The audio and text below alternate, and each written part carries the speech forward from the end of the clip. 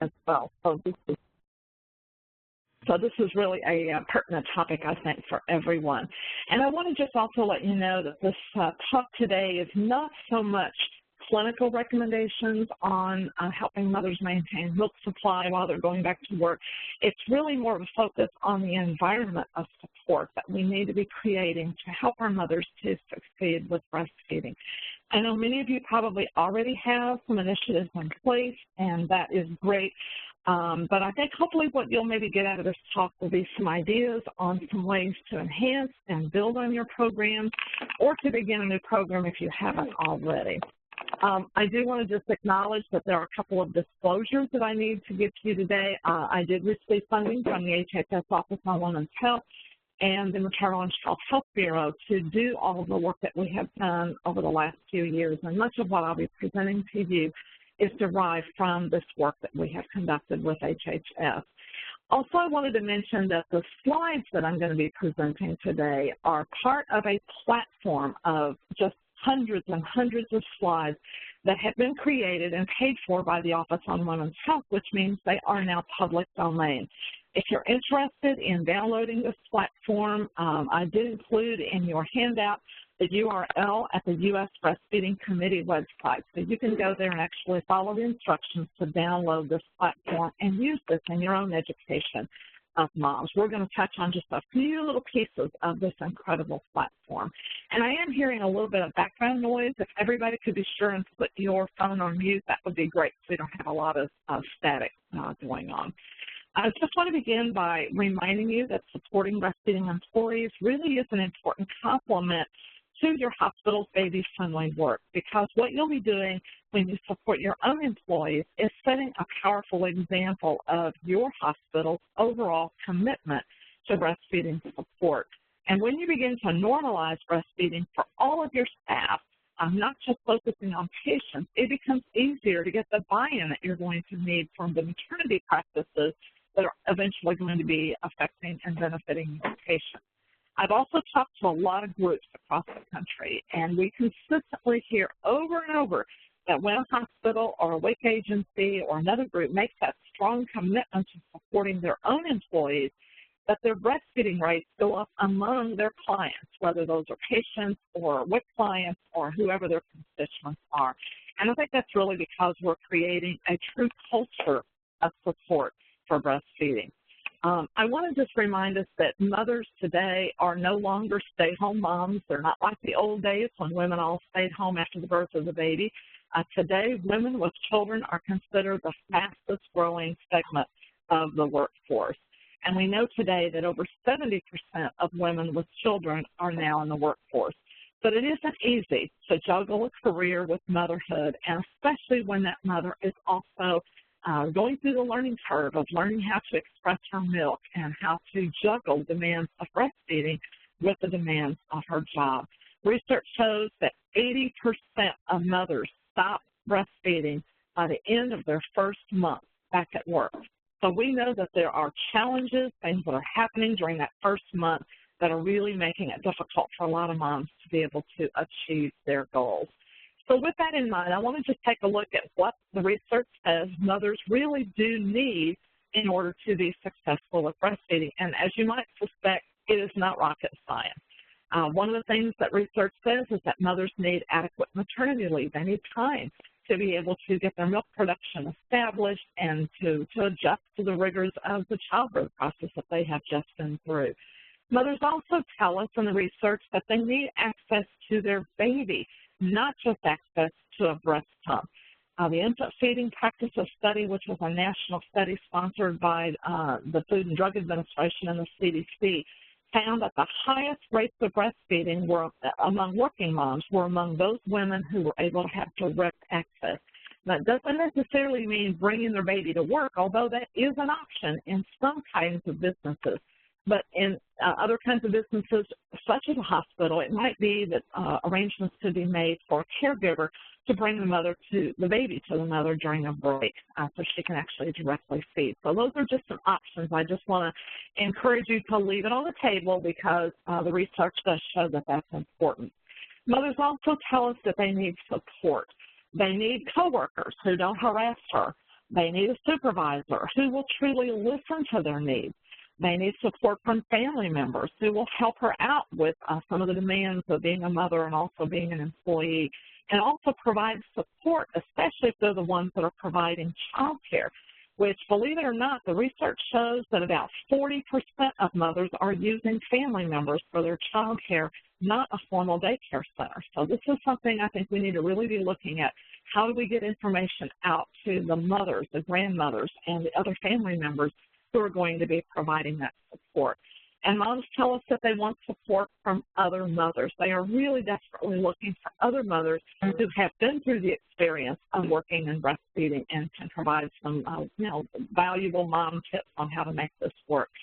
Certainly moms tell us that they are going to need private space to be able to make this work. They don't want a smelly bathroom, and they want a space that will feel safe from intruders. One of the biggest challenges mothers tell us is that they worry that people will open the door on them, that somehow they'll be caught with their breast hanging out and the breast pump fully exposed, and it's a frightening and terrifying feeling. So we really need to make sure we're providing space that feels safe from intruders. Moms also tell us in the research that they need time.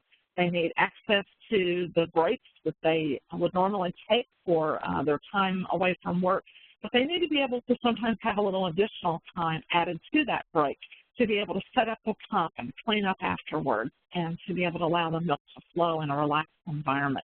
They need to be able to take those breaks without complaints from coworkers who are harassing them for being away from their workstation.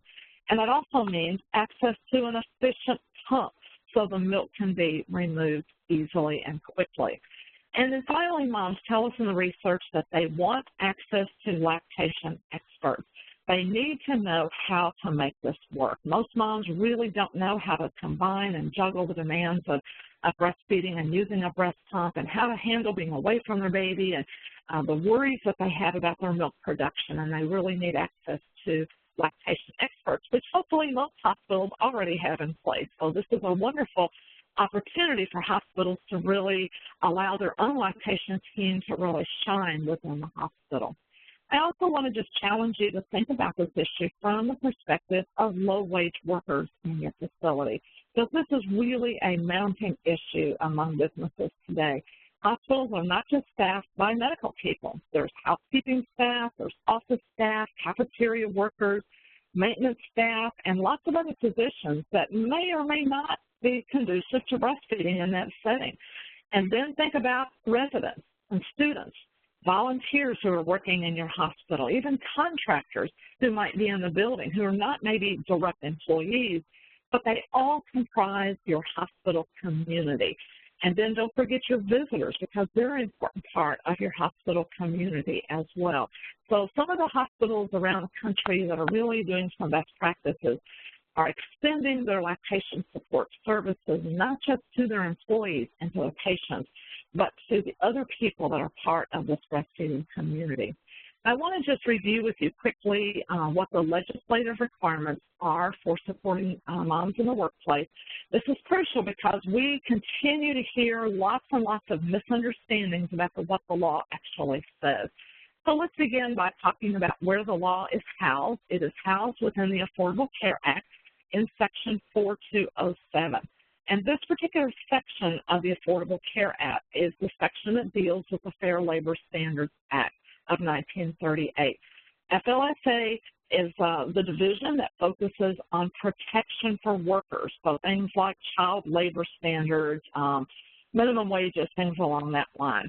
Section 7 of the FLSA specifically relates to hourly workers who are eligible for overtime. So when Congress enacted the Affordable Care Act and passed it, they decided to put the provision for nursing mothers in this section. And the thinking at that time was that hourly workers in this country probably are the ones that face the most difficult job settings. So the ones working in factories and restaurants and retail stores. And not only are the environments challenging, but these are the women who probably have the least amount of autonomy to be able to advocate for their needs. The belief was that perhaps salaried workers might have a little more autonomy and perhaps might have a little bit more ability to be able to take care of their needs. And, of course, we know that isn't true. We know that nurses, teachers, and other salaried workers are some of the employees in this country that are facing some of the biggest challenges. But I point this out to remind you that the law technically does not apply to salaried workers. It technically applies to hourly workers because of where they put the law. The law actually is in the Fair Labor Standards Act, in that section that applies specifically to overtime-eligible employees. Now, that doesn't mean that salaried workers are important or that they don't need to be provided with care and accommodation. Many states actually have state legislation that specifically covers all employees. And also, we know that many hospitals have policies that do include all employees. In fact, most businesses, when they begin establishing policies, are very careful to make sure that their policy extends to all employees. And I know there's actually been some legislation proposed on the Hill to extend the benefits of the Affordable Care Act related to hourly workers and breastfeeding to all employees. So we'll see where that legislation goes. And I do want to let you know that the Wage and Hour Division of the Department of Labor has set up a very robust section to their website on the nursing breaks page. So to get to this page, honestly, the DOL website is one of the most difficult aspects or difficult websites to ever have to navigate and maneuver. So what I do to get to their site is I do a Google search for DOL breastfeeding, and this page always comes right up. That's the easiest way to find that page. But they have some fabulous information. They have the exact language of the law. There's guidance for employers, web links, resources, printable resources, including they have a business card that moms can print out that has the language of the law that they could share with their employer. So let's take a quick look at what the law specifically requires employers to do. One of the things it requires is reasonable time, and that is the language. It says reasonable time. Now, I've had a lot of employers. I've talked to thousands of employers over the last few years, and they always ask, why doesn't the law specifically tell us how many minutes and how many times a day? They really want that information. And the reason that the law is a little bit more general and more vague is because we know that the needs of each woman is different. So what's reasonable, say, for a mom who's expecting milk for a 9-month-old, is going to be very different from what's reasonable for a mom who just came back to work, or maybe a mom who had to take a really short maternity leave because she didn't have enough sick leave accrued to be able to take a longer leave. So really, if you look at the spirit of the law, it's very intentional. It's designed to encourage a conversation between the employer or the supervisor and the mother. But be aware that employers really do want to know what to expect. And what I've learned is that most employers imagine that women are going to basically be pumping all day long. I mean, their breasts are going to be hanging out, and they're not going to be working. They're going to be pumping all day. So you do want to make sure that as you're talking to employees and to the mothers that you serve, that you let them know that to remind their employer that most women use their usual breaks. They usually need to pump every 2 or 3 hours, and then it takes around 15 to 20 minutes to pump, plus the time that it's going to take to get to the place where they're going to be expressing milk. And that's why it's really good to provide a private area as close to the mother's workstation as possible, just to cut down on that work time that she'll have to take getting to the station. The law also requires that companies provide a private area. Now, we've calculated that the space can be as small as 4 foot by 5 foot, and that's about what this little space is that you see on the screen. Large enough for a chair, something to put the pump on.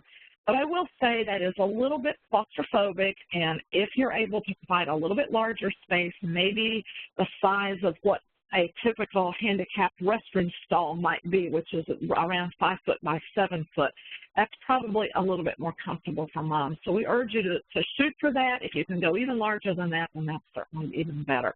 Now, what has to go in the space? Well, the DOL says the space must be functional, and they define functional as having a comfortable chair and a flat surface to put the breast pump on, which could be the little pole that a lot of the electric pumps sit on.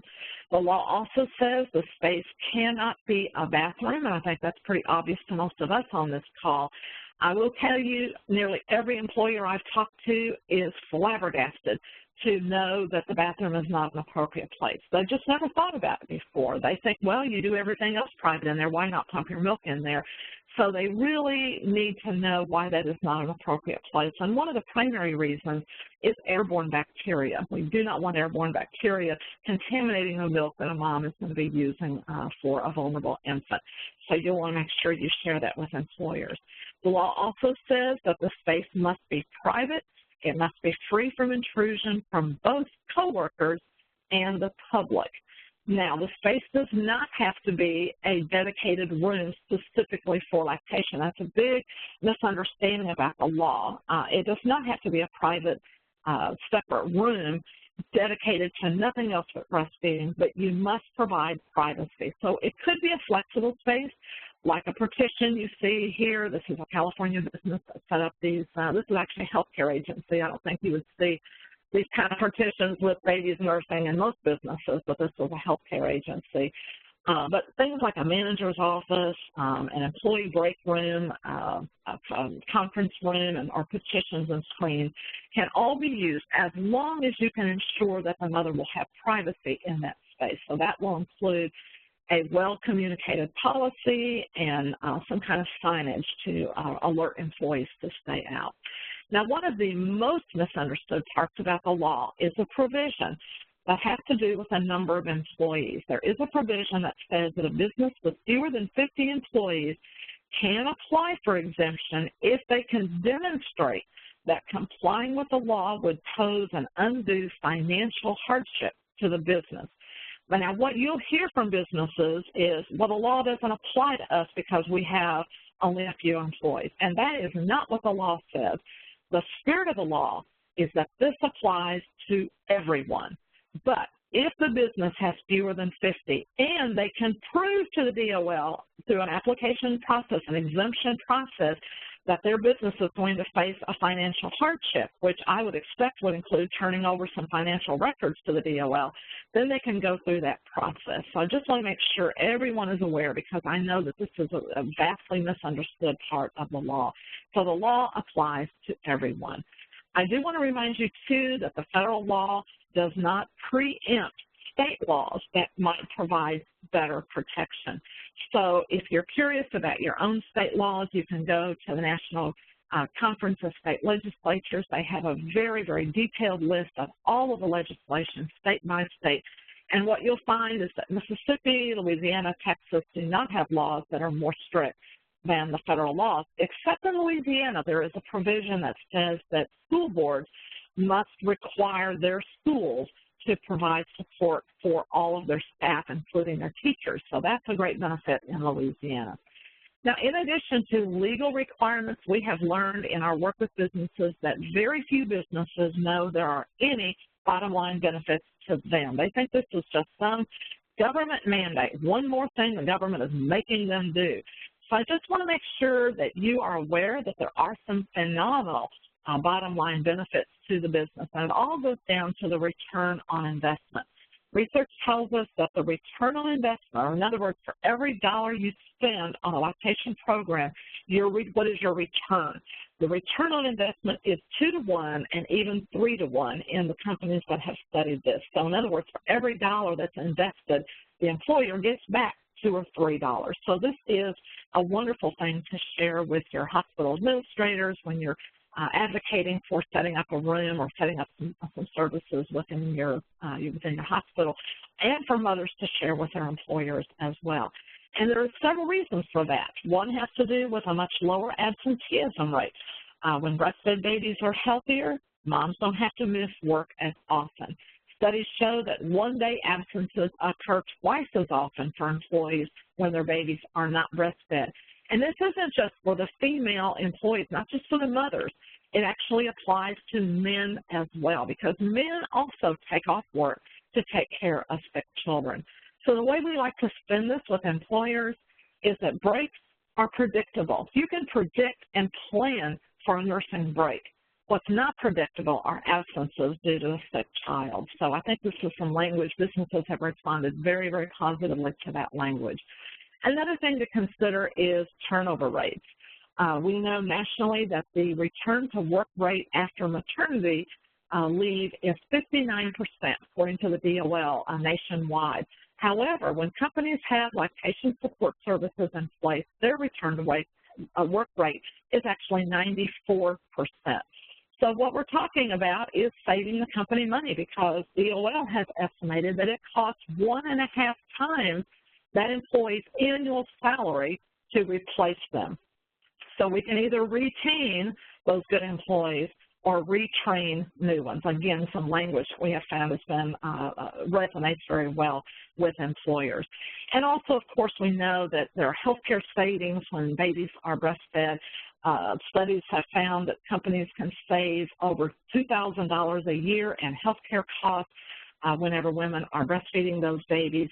The women who breastfeed and are supported with it are more productive, they're more loyal to the company, and that can actually turn into some amazing recruitment advantages for the business as well. And this is a special concern, I think, of hospitals, because women female staff are a really high priority for healthcare agencies today. Many of our employees are women. In fact, today, I just read the other day that women currently comprise half of the medical school enrollment in the U.S. today. So we're seeing a growing need to be able to provide a family-friendly culture that can attract and retain a skilled workforce. Now, also for hospitals, I just want to mention that the Magnet Recognition Program is another great tool if your hospital is not a Magnet hospital or you've been thinking about going for that Magnet status. One of the things about Magnet status, which is a powerful recruiting tool for hospitals, is that a provision of that looks at employee benefits that will improve nursing satisfaction and lower turnover rates. So this just perfectly aligns with how a lactation support program could be beneficial to that hospital. So when you're going to management, you use everything you can to advocate for really providing the best kind of support that we can to moms. It's also a way to support your hospital's quality improvement goals by really building strong teams that will in turn impact your patient outcomes. And finally, I want to mention that the CDC Impact Survey does include questions about how your hospital supports your own employees. So I'm going to show you an example of a hospital in California. This is Providence Holy Cross, and as I kind of walk through this, I'll share what the CDC Impact Survey is really looking for. They are looking, one of the questions has to do, and I will say that Providence Holy Cross is a baby-friendly hospital, and they really provide, I think, a really model program. There's a lot of phenomenal model programs. Providence Holy Cross is a good one, and they're a fairly small hospital. They're not a giant metropolis. They're a small to medium-sized hospital. But the Impact Survey will ask questions about whether your hospital provides a designated room, and they're looking for a designated room in a hospital because you have a lot of employees, and some of the flexible spaces are not going to be as efficient for you as actually having a dedicated room. They ask whether your moms are allowed to take their existing breaks to express milk. Is there a breastfeeding support group that your employees can attend if they are expressing milk in your site?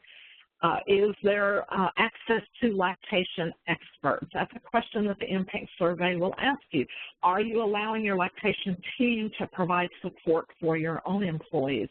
Do you provide a breast pump? Specifically, are you providing an electric breast pump, a good multi-user pump so that your employees can express milk quickly and efficiently? Do you provide paid maternity leave? Now, these are not all required by law, but I think there's no question that when you can put some of these provisions in place, that it will help a mom succeed with her breastfeeding goals. And certainly, it'll help you in increasing your impact scores as well. And finally, for hospitals, I just want to remind you that breastfeeding support can position your hospital as a community leader. In many communities, as I just mentioned, the hospital really is the primary employer, and this is particularly true in rural communities like we find in most of our CHAMPS hospital sites. Many hospitals also have missions and goals to be community leaders. And one of the things you can do is to set the tone in your community by providing a model of what lactation support should look like for the other businesses that are in your community. So I really urge you to give serious thought to that. Some great information regarding that. So I want to take just a quick look, if I can, at a couple of resources that are available, and then we're going to take a real brief, quick tour through a few best practices and some things that hospitals have found have worked. So I want to mention the HHS searchable resource, and this web link, again, is included in your handouts. Your handouts have a lot of great URLs in there. This is the online searchable resource that we prepared for the Office on Women's Health. It rolled out at the National Society for Human Resource Managers Conference, which included about 25,000 businesses in Orlando about a year ago. And it is a phenomenal research. It hosts stories and photos, hundreds and hundreds, probably thousands of photos in this website of solutions on how breastfeeding can work in every single industry sector. You can actually search by industry, or you can search by solution. If you search by industry, it will take you to a page where you'll see a long list of industries listed here. If you click on any one of those, including healthcare, it will take you to a page for that industry where you can get some solutions that are specific to that industry. And then you have a long list of businesses within that industry that are model programs, best practice programs. Take a look at what they have to offer. You can also search by solution, and if you go there, you're going to see general solutions that can be effective for a wide variety of things. For instance, if you're looking for privacy options or signage options or flexible options, if you're just looking for general solutions, you can go there. I also want to point out that both the platform that is downloadable from the USDC website, and this is the web link again. You can download this entire platform of slides. This platform includes access to 29 videos that you can show in a wide variety of settings. There's one from Georgetown University Hospital, which is an incredible program, or any number of other types of businesses related to the types of businesses that are in your community. So if you're going to do a presentation in your local community, you'll be able to find a video here that you can show. You can also go to the Office on Women's Health YouTube breastfeeding channel, and all of those videos are available in the YouTube section that can be downloaded and used at will. Let's talk now about a few space solutions and a few examples of some hospitals that have made this work. And I want to begin really by looking at the Georgetown University example. I think, again, it's just one of my favorite ones, MedStar Georgetown University Hospital. As you're thinking about your space, you want to think about the size of your building and the size of your campus. Georgetown is a very large hospital with it's a sprawling campus with multiple buildings. So think about that, because really we recommend that a mother should never have to walk more than 5 minutes to get to her milk expression station. So think about where in that building you need to have spaces. You might need multiple rooms. You might need rooms in multiple buildings.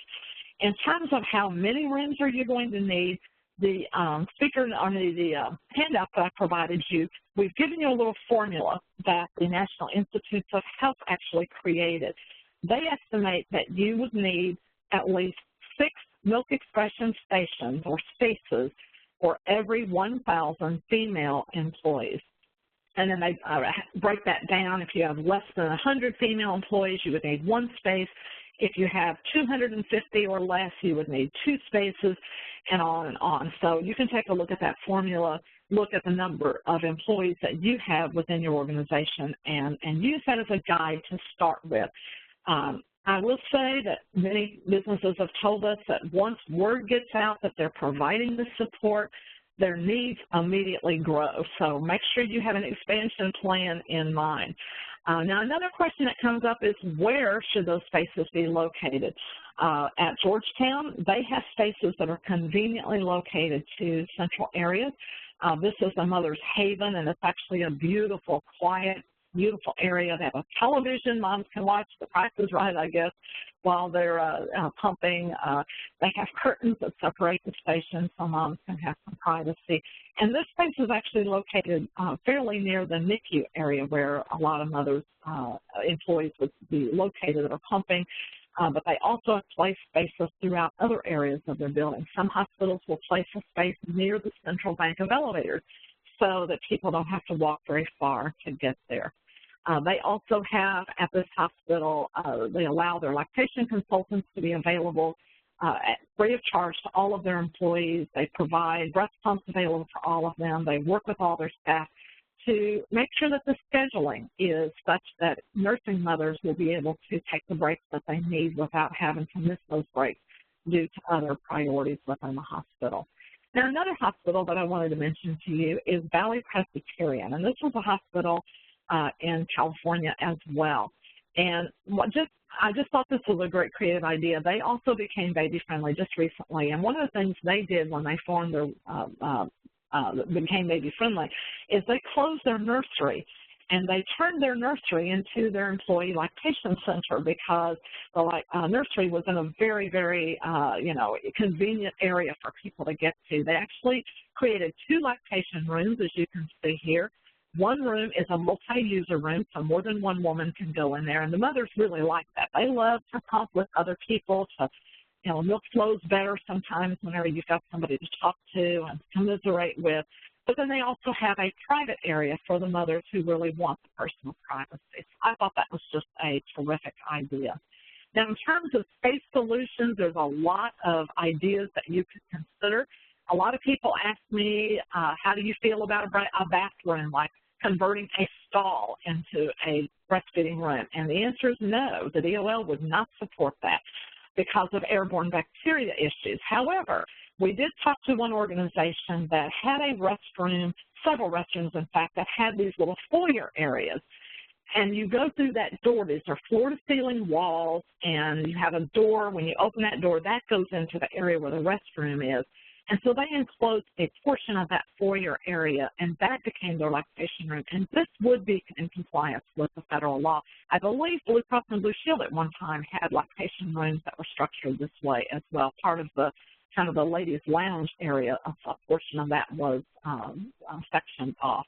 Another idea that a lot of hospitals are using is taking, if you have an additional restroom that isn't needed, actually taking the toilet out of the room, tapping it off, sanitizing the room completely from top to bottom, and then turning that into a lactation room. And that's what's nice about that is you've already got a sink in there. It's a small space, and that would also meet the requirements. A lot of hospitals are doing things like converting closets, storage areas. If you're curious about where to find the space, I urge you to talk to your facility manager. Your facility manager knows where every single space is in your facility, and they even know about little, what I call funny little spaces. And those are just little quirky areas where they just are not good for a whole lot except sticking a few boxes over there in the corner. And sometimes when you just add a wall to cover up that funny little space, it's a perfect size for a lactation space. So keep your eyes peeled for funny little spaces. They're everywhere in every single building. A lot of hospitals also, we've talked to, are using exam rooms or treatment rooms that can double as a lactation room, or it could be converted if that's necessary. Sometimes patient rooms. This is a patient room at Bellevue Hospital in New York City, and they found a couple of patient rooms at the end of a long hallway that weren't really in use as much. They tended to use them more for storage, so they turned those into lactation rooms. This is a nice lactation room at Women's Hospital in Rhode Island, and I love this little room. It's just beautifully outfitted. But what's nice about using a patient room is that you also have access to a restroom. So if the mother needs to use the restroom or needs to wash her pump parts, then she's got that availability. Now, I want to just remind you that in a hospital setting, because you have a lot of employees, you might need to really look at multi-user rooms where you can have more than one woman pumping in the same space.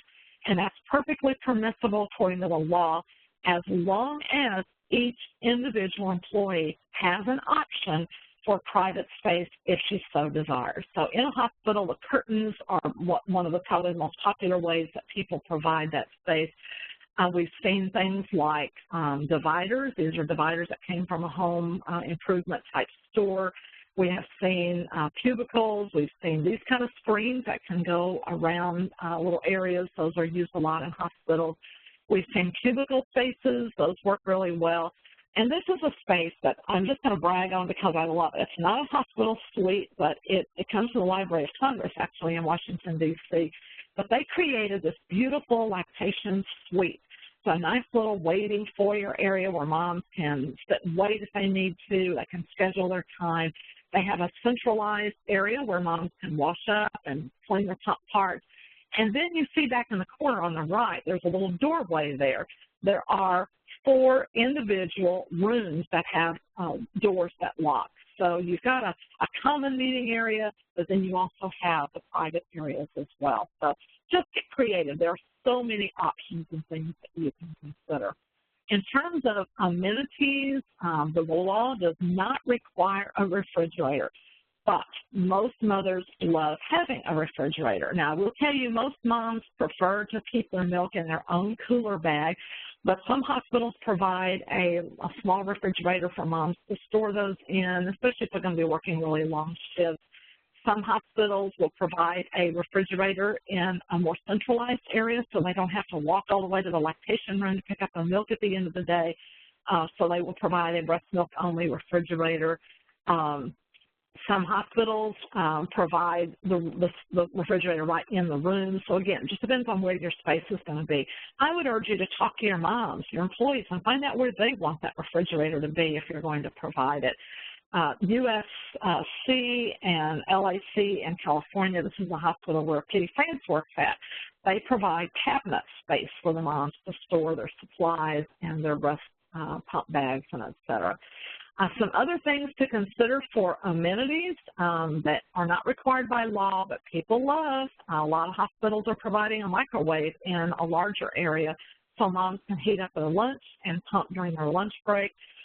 Some hospitals, this is a picture at the University Medical Center here in Jackson, and they provide a nice little resource center where moms can have reading materials to take a look at while they're pumping. Some kind of a rack like this, is the hospital in Connecticut, can also work. And I will tell you, don't forget your physicians. We have learned through our research that physicians typically are not provided the support to be able to breastfeed once they come back to work. And it's very, very challenging for physicians and their hectic schedule. So one hospital in Rhode Island, the Miriam Hospital, set up lactation rooms in the areas where their physicians wanted them. They put one near the emergency room, they put one near the operating room, and inside each one of those rooms, they put a computer in there so that physicians could continue to take care of needs while they're pumping. And that's entirely a personal decision. Some mothers don't want to work while they're pumping, but some mothers do. I will also mention that it's nice to have a few decorations. This, again, is the hospital in California. It's not required, but my contention is if you're going to paint a room anyway, why not paint it a color that the mothers will find appealing to them? So this is their room. And I also want to point out in your furnishings in your room, in a hospital, you will need to make sure you're looking for furnishings that are wipeable and that will meet your sanitation requirements. So the decorations could be photographs that you print of some of your moms and babies in your hospital. It could be some wall art. This is the University Medical Center here in Jackson. Again, their beautiful mural that a local artist painted in their room. I'll tell you what, when I saw this mural, I walked into this room the first time, and I felt a milk letdown. I felt that milk ejection reflex just walking into this room. It was so incredibly beautiful. And I have to tell you, I haven't lactated in probably 20 years, but I felt it anyway. It was just a gorgeous room. And speaking of this room, I want to point out that these furnishings were not bought for the room. The staff here went down to the storage room, that area in the bowels of the hospital where all the outdated furniture and things go, and they found and furnished this entire room with the things that came from that storage area, including the countertop that they found down there. And some of the other decorations like the flowers and other little happies that are around, those are things that were brought by nurses that work there at the hospital to help decorate the room. So you can make this really a team effort. A lot of hospitals are providing breast pumps. They're making their pumps available for their employees. Several hospitals we talked to are allowing employees to check out a pump and actually take it to their own workstation and keep it there. If they work in a private office but they just need access to the pump, this can be a great benefit for them. So take a look at that option. That might be more convenient for some of your hospitals. One of the hospitals that we talked to, and actually there are several that are doing this, this is again a hospital out in California. This is a Children's Hospital of Los Angeles. And what they do, they provide a lovely private room. It's very simple. It provides the basic requirements. But then they also have an on-site daycare center there at the hospital. And the mothers can actually just walk over there to the daycare center and breastfeed the baby.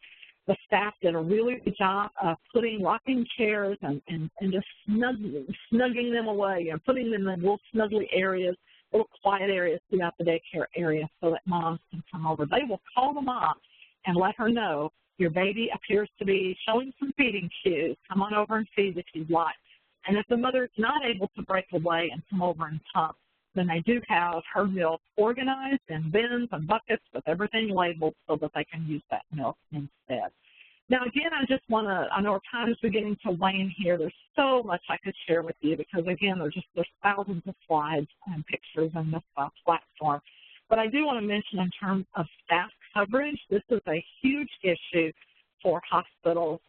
And one of the things that we have found in talking to managers is that a lot of times nurses will skip their breaks, even nursing breaks, in favor of patient care.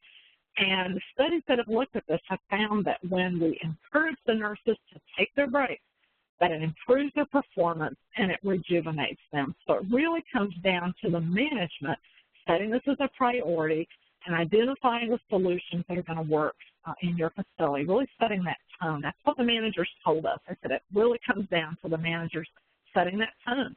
So some of the options that they've come up with are scheduling the breaks. So you can schedule in the breaks for expressing milk. That certainly is an option. It's a little bit more rigid approach, but that certainly can work. And then a mom will know at every day at a certain time, that's when I'm going to be expressing milk, and that might be one way to do it. Some hospitals told us that their nurse manager or their assistant nurse manager comes over and provides coverage while the nurses need to be out on a nursing break. Even arranging for floater nurses to be able to step in and provide support might be helpful. Some hospitals told us that they have buddy systems where one nurse will cover for the other and they provide that support together. And then just management, setting a tone that we're here to help one another. We're here to be part of a team and to work together. Now, in our closing minutes here, I'd like to show you just a couple of examples of non-hospital settings and some examples of what people have come up with. And I want to frame that in terms of some of the lessons learned that hospitals have told us. So I want to begin by looking at Tarrant County Health Department, which is a health department in kind of in northern Texas. And they are a health department that really felt that policies were crucial, and we agree with them. Policies ensure sustainability, and they not just at the whim of one or two breastfeeding champions, but it really makes sure that this support is going to be available for every employee, not just those who are advocates and who speak up for what they need. And it also makes sure that everyone is going to be aware of it. So at Tarrant County, they have a couple of really beautiful lactation rooms. They are gorgeous. But they really pride themselves on their policy. They've made an effort to make sure everyone is trained on that policy. It's included in new staff orientation. But one of the things that they've included, they were thinking, now what can we do that would really create the culture of support our moms need? And they felt that what their moms needed was not just pumps for their employees, but making those pumps available to the family members of their employees. So if they have male employees, their partners can actually access their breast pumps. And if it's a grandmother, her daughter can use the pump. And what they have found is that it built such incredible buy-in from their staff to see that their own family members were going to be supported, that they promote breastfeeding in a much more visible way. So their lesson learned is policies are crucial. Another one that I want to show you comes from the agriculture industry, and this is Ryder Affiliated Farms in Northern California. This is a company that produces the Driscoll strawberries that we all love and enjoy here in Mississippi and this part of the country. And their lesson learned is to think outside the box and look beyond the obvious. So this is their workstation. There is no privacy. There are no rooms. There is nothing that's private out here in the field for their 23,000 employees. So what they came up with was a floating water system that comes on a flatbed truck, and women can actually go out there and wash their hands. They use this for any employee who needs to clean up, so that was already in place. So then they purchased these lovely pop-up tents. They cost less than $75. They are well ventilated, and they can set it up right next to where their workstation is. It folds down for easy access. It's very, very lightweight. I think it weighs about 4 pounds. And they also provide company-owned vehicles because many of their workers don't have their own cars, and they allow them to park the vehicle right next to their workstation, and the mom can pop in that setting. And then the WIC program provides the privacy visors to give that mom a little bit of security. So again, think outside the box. Another recommendation that can be helpful for hospitals comes from the Connecticut Middletown School District. And their lesson learned is that leadership sets the tone. They have established a policy in their entire school district that all schools must provide breastfeeding support for their teachers and all of their employees. And this has trickled down to the leadership at all of the local schools. And they also use floater teachers to provide coverage. So they really found a lot of great ideas. The thing I love about their leadership, this is the principal of the elementary school in Middletown, McDonald Elementary School, and this lady on the right is one of their elementary school teachers. And what they told me is that when a mother becomes pregnant in the school system, she goes to her leadership and lets them know, I'm expecting, I'm going to be breastfeeding when I come back to work. And immediately the leadership applauds her decision and lets her know we will do everything we can to support you. And they begin working on scheduling early on to say, when you come back, we can work with you on a schedule that you feel will best meet your needs so they can take those breaks that they're going to need. Folks, it can be done. And speaking of leadership, I want to mention one more school, the Middletown High School, and another lesson learned, and that is every voice matters. This is a lady who is works on the maintenance team at the school system. She was the one who found the lactation room in the school system, one of the major ones, and she found it in a teacher resource room where half of the room is the resources, and they put a curtain up, and the other half is the lactation space. And they can lock that door, and when people see that little homemade sign, they know that a teacher is in there nursing, and it works very well. So again, leadership and voices really make the difference. And from the retail setting, I want to show you a phenomenal story from Walgreens in Indianapolis. And their lesson learned is that hospitals are a crucial community partner and community leader. So they not only provide, of course, a lactation space, and they provide it behind this sliding door. This is one of those doors that you can't see through with the tinted glass. You really can't see through it. And this is an area where they, it's a little clinic area where they provide flu shots and such. But they really went the extra mile. They worked with their local hospital and set up a program that they call Wait Check Wednesdays. The hospital sends a lactation consultant over to Walgreens every Wednesday afternoon from 2 till 5. And mothers in the community now know that if they just want to come over and get a free consultation from a lactation consultant, weigh the baby and see how things are going, this is their opportunity to do that. And it's been a tremendous boost for the Indianapolis community.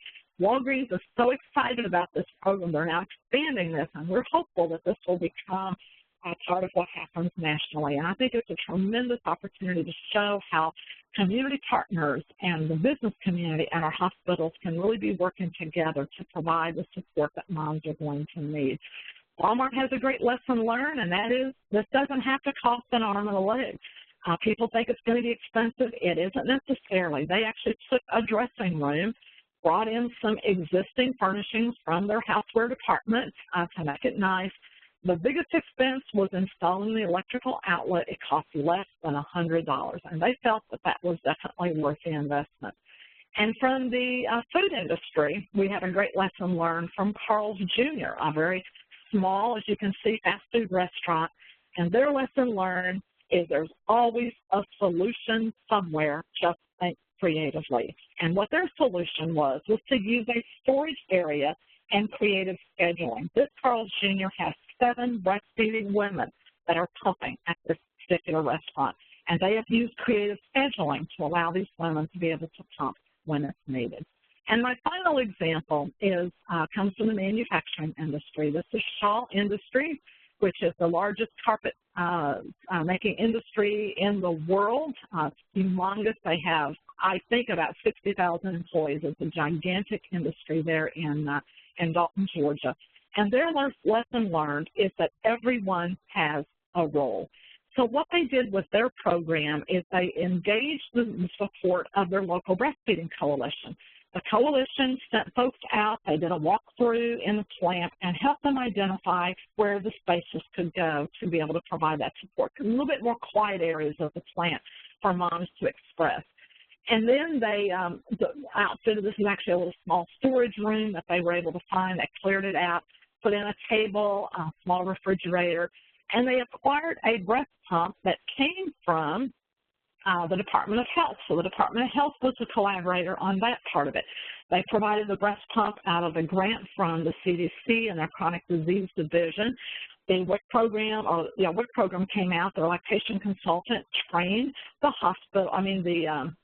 occupational health nurse at that factory, showed her how to use the pump so that she could be the on-site resource for the mothers who are pumping in that facility. I think, again, a great opportunity for your hospital lactation team to be in community service and working with your local groups.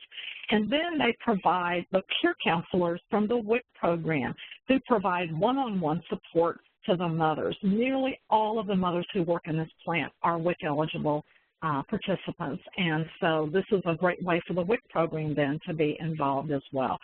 So I want to just close with a quote from John Romeo, who is the principal, the picture I showed you from the Middletown School District, and he said, "The things that matter most should never be impacted by the things that matter least.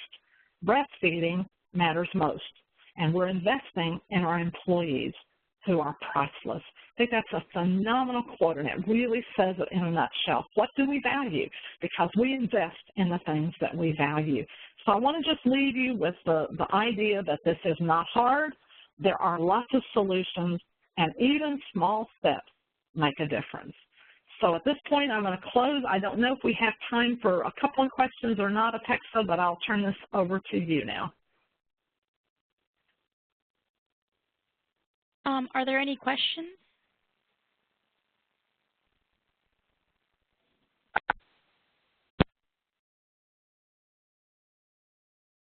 Okay, it looks like there's no questions, so I guess we're closed. Thank you, everyone. Thank you so much. Hey, Kathy, I had a question. Can you still hear me? Oh, yes, I can. Hey, Kathy, I have a question. So this is Anne. I missed the very beginning, so forgive me if this was addressed, but there were 1 or 2 places that I visited, like small businesses, like fast food restaurants, where they don't have very many people working there at the time. And they had asked me one question, which is, does it have to be a permanent space? Like, we haven't had anyone that's had a baby here, you know, for a couple of years. They wanted to know if they could set up something like, you know, a screened-in area of the workspace that would be just used when the woman was actually there with, you know, when they had a person who's lactating, basically. And I'm just curious what the response would be to that. Yes, and we did cover that at the beginning, so I'm going to repeat that because I think, no, that's fine. I think the way you frame that is very important. And yes, that is absolutely true that the space, according to the law, does not have to be a dedicated room, a dedicated space. Lots of flexible areas that can be shared, like a manager's office could be used. A little screen put up in a corner of the back area could be used. So a lot of, even sharing a space with a nearby business, that's been a really popular approach, where a small fast food or like a little Starbucks where there's just no private space at all, they will share a space with a nearby business, and that's perfectly appropriate and certainly okay to do. Okay, great, thanks. Kathy, this is Jennifer Nelson at CDC. I also had a question regarding the farm example you provided. It looked like it was a pretty hot environment, and I was just wondering about where moms stored their milk. That's a good question, and where their mothers store their milk is in their own personal coolers, and I'm not sure. I think the WIC program might actually provide coolers and ice packs for them to use, but I'm not positive that it's WIC that provides that. But they do store their milk in a personal cooler. And what they do allow their employees to do during a lunch break is to take their milk, like whatever they pump in the morning. If they're going to take a lunch break, they do have buildings on the side also, and they do have refrigerators, and moms can take them to the refrigerators and put it in there at lunchtime. Great, thank you.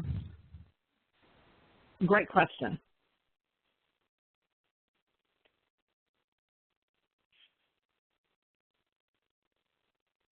Any other questions?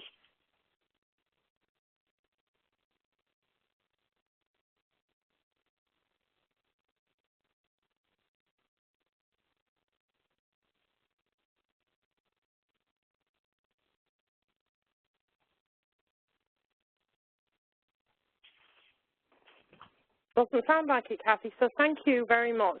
It was really great. The examples were just wonderful. I hope people will go home inspired to their institutions and have people set up something similar and just get lots of ideas from it. So thank you very much. Thank you, everybody, for joining us.